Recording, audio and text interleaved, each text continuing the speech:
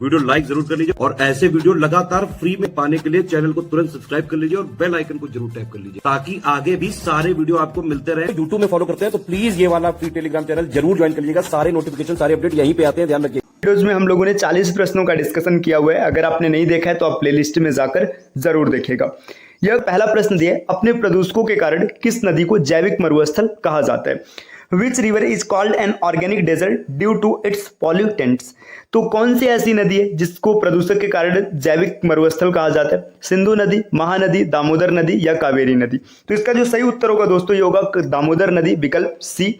दामोदर नदी के बारे में आपको और भी याद रखना चाहिए कि इसे बंगाल का शोक कहा जाता है और ये खरमपत पहाड़ी छोटा नागपुर से निकलती है, अर्थात इसका उद्गम स्थल छोटा नागपुर पठार है। दूसरा प्रश्न दिया है, भारत का प्रथम राष्ट्रीय सामुद्रिक पार्क कहाँ स्थापित किया गया? Where is India's first national maritime park established? तो जो भारत का पहला सामुद्रिक पार्क है इसे स्थापित किया गया खंबात की खाड़ी में, विकल्प बी इसका सही उत्तर हो जाएगा। अगले क्वेश्चन पर आते हैं। नेक्स्ट प्रश्न संख्या 43 यहां पर दिया है, निम्नलिखित में से किस नदी को डॉकी के नाम से जाना जाता है? सेम यही डेटा यहां पर दिया, विच of the following river is also called by the name Dawki? तो कौन सा ऐसा नदी जिसे डॉकी नदी के नाम से जाना जाता है? चार विकल्प दिए, उमगोट, चलाकुंडी, महाकाली और कामेंग। तो इसमें जो उमगोट है ये इसका सही उत्तर हो जाएगा, उमगोट, विकल्प ए। इसको डॉकी नदी के नाम से जाना जाता है। यह मेघालय की एक छोटी सी नदी है, इसे याद रखिएगा। अगला प्रश्न दिया दोस्तों, प्रश्न संख्या 44, निम्नलिखित में से कौन सा एक ज्वालामुखी भारत में स्थित है? Which one of the following volcanoes is located in India? आपको बताना है कि इन चार ज्वालामुखी में से कौन सा भारत में स्थित है। Cotopaxi, Mauna Loa, Narcondam, Fujiyama. तो ये जो चार ज्वालामुखी दिए इनमें से जो तीसरा ज्वालामुखी नारकोंडम ये भारत में स्थित है, भारत के अंडमान निकोबार में स्थित है, इसे भी याद रखिएगा।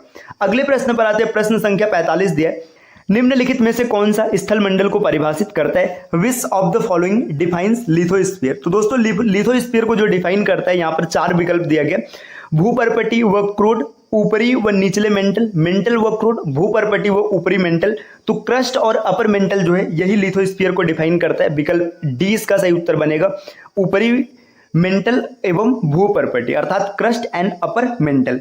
अगले प्रश्न पर आते हैं। प्रश्न संख्या 46, निम्नलिखित में से कौन सही सुमेलित नहीं है? Which one of the following is not correctly matched? यहाँ पर चार विकल्प दिए गए, इनमें से तीन सही तरीके से मैच्ड है, एक मैच्ड नहीं है, उसे आपको पकड़ना है। देखिए, सलार जंग संग्रहालय हैदराबाद में बिल्कुल सही है, केंद्रीय आलू शोध संस्थान शिमला में ये भी बिल्कुल सही है, फल शोध संस्थान देहरादून। देखिए, जो फल शोध संस्थान है ये बेंगलुरु में स्थित है, न कि देहरादून में स्थित है, तो यही इस प्रश्न का उत्तर बन जाएगा।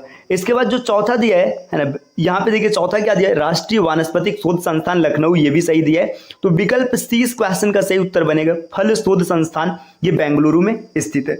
अगले प्रश्न पर आते हैं। प्रश्न संख्या 47 दिया, लक्षद्वीप द्वीप समूह के बारे में निम्नलिखित कथनों पर विचार करें।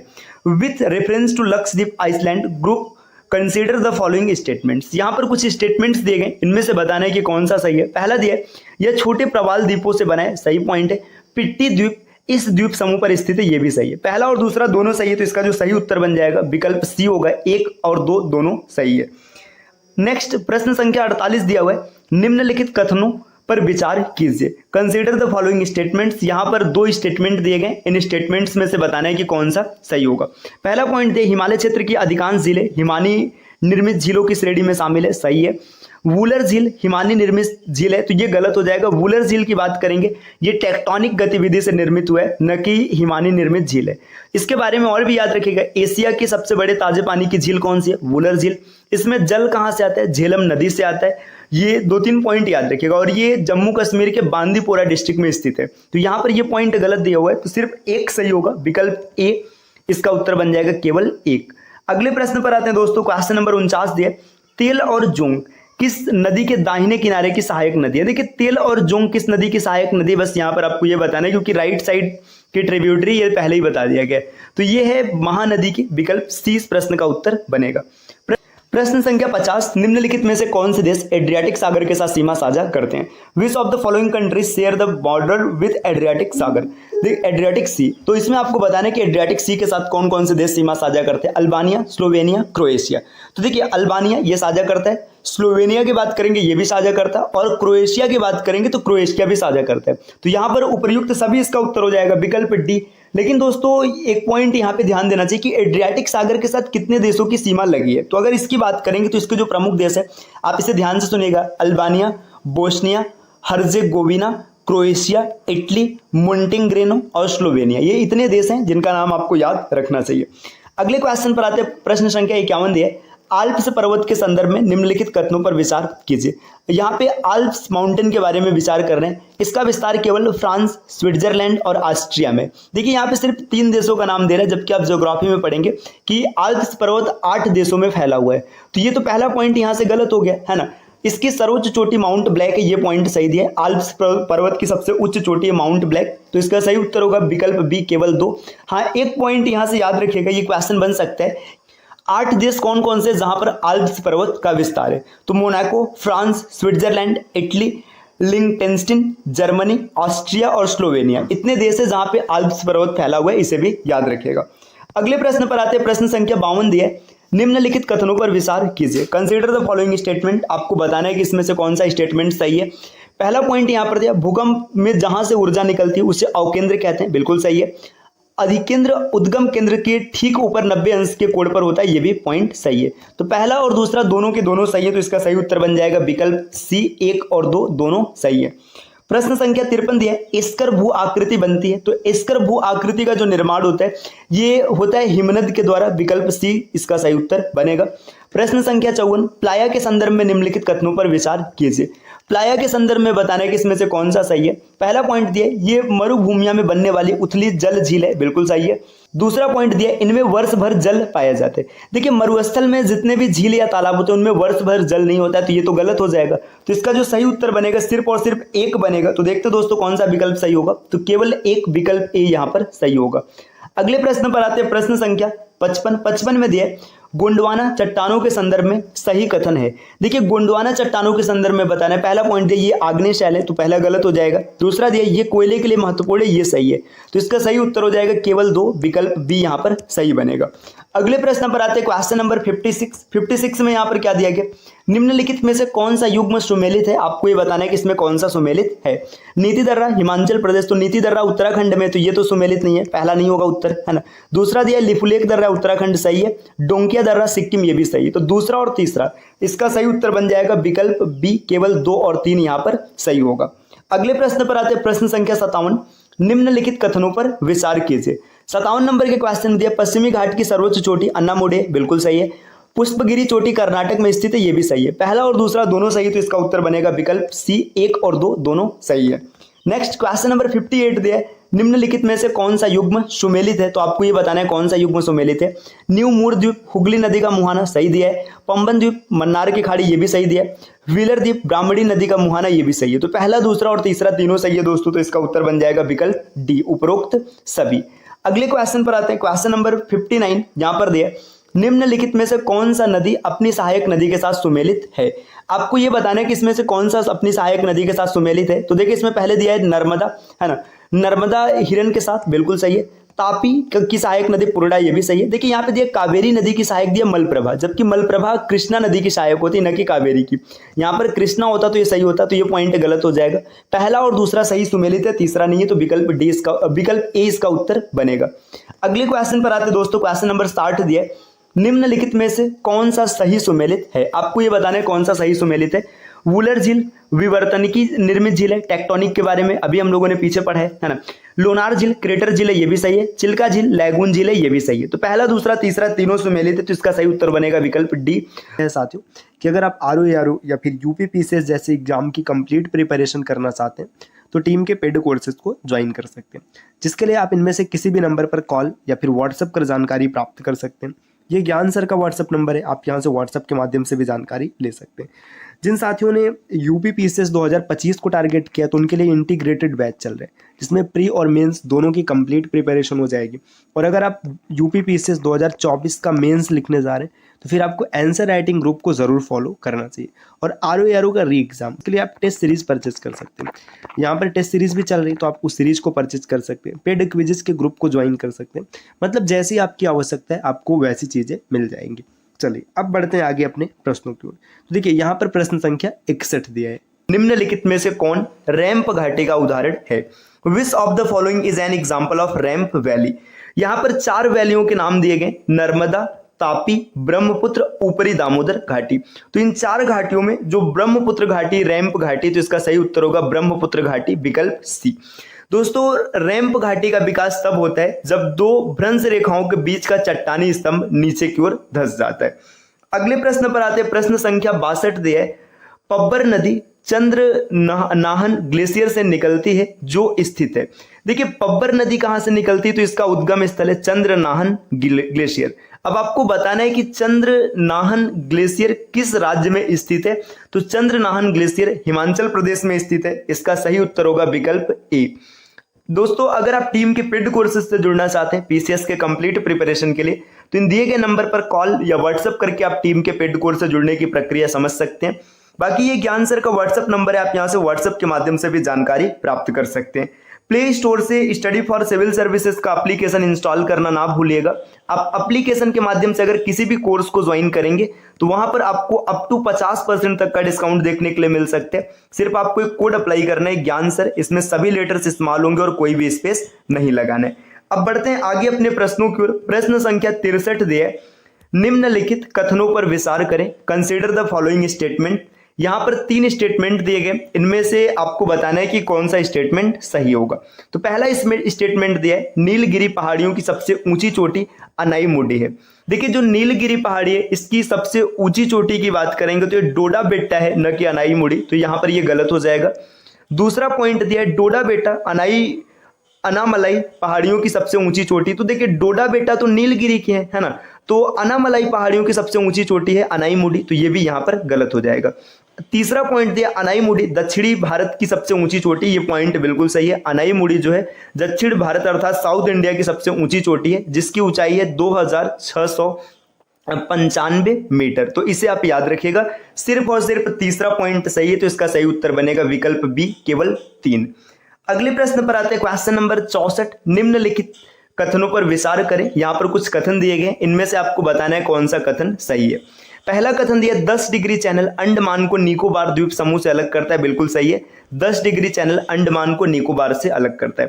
पाक जल डमरू मध्य भारत और मालदीव के बीच है। देखिए पाक जल डमरू मध्य की बात करेंगे तो आपको पता होगा भारत और श्रीलंका के बीच में, न कि मालदीव के बीच में, तो ये पॉइंट यहां पर गलत दिया है। इसमें सिर्फ पहला पॉइंट सही है, तो इसका उत्तर बन जाएगा केवल 1, विकल्प ए इस प्रश्न का उत्तर बनेगा।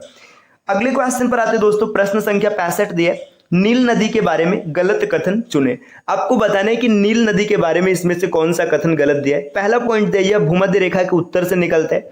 दूसरा दिया है अतबारा नदी नील नदी की सहायक नदियों में से एक है। तीसरा पॉइंट दिया इसके बेसिन में तंजानिया, रवांडा और इथियोपिया के कुछ हिस्से शामिल हैं। चौथा पॉइंट है यह भूमध्य सागर में समाप्त होती है। तो देखिए यहां पर जो 4 पॉइंट दिए इनमें से 3 पॉइंट सही है और सिर्फ 1 गलत है। पॉइंट ये गलत है कि नील नदी भूमध्य रेखा के उत्तर से निकलती है, ये पॉइंट गलत है। नील नदी भूमध्य रेखा के दक्षिण से बुरुंडी में देश में निकलती, तो यहां पर ये पॉइंट गलत हो जाएगा दोस्तों। जो पहला पॉइंट दिया हुआ है ये गलत है, इसका सही उत्तर हो जाएगा विकल्प ए, क्योंकि आपको गलत सेलेक्ट करना है, तो पहला पॉइंट ही गलत है। यह भूमध्य रेखा के दक्षिण से निकलता है, न कि उत्तर से, इक्वेटर के साउथ से निकलती है। अगले प्रश्न पर आते हैं, क्वेश्चन नंबर 66 दिए, प्रसिद्ध जलप्रपात अथिरापिल्ली जलप्रपात और वजाचल जलप्रपात नदी पर स्थित है। अब देखिए यहाँ पर 2 जलप्रपात का नाम दिया गया, अथिरापिल्ली और वजाचल। ये किस नदी पर स्थित है आपको ये बताना है, तो दोनों ही स्थित है चलाकुडी नदी पर, विकल्प सी इस क्वेश्चन का सही उत्तर बनेगा। अगले प्रश्न पर आते हैं, प्रश्न संख्या 67, निम्नलिखित में से कौन सा पर्वत अरब सागर और बंगाल की खाड़ी के जल प्रवाह के बीच जल विभाजक का कार्य करता है। तो आपको ये बताना है जो अरब सागर है और बंगाल की खाड़ी है, इन दोनों के बीच में कौन ऐसा है जो जल विभाजक का कार्य करता है, तो ये अमरकंटक पर्वत करता है, विकल्प ए इसका सही उत्तर हो जाएगा अमरकंटक।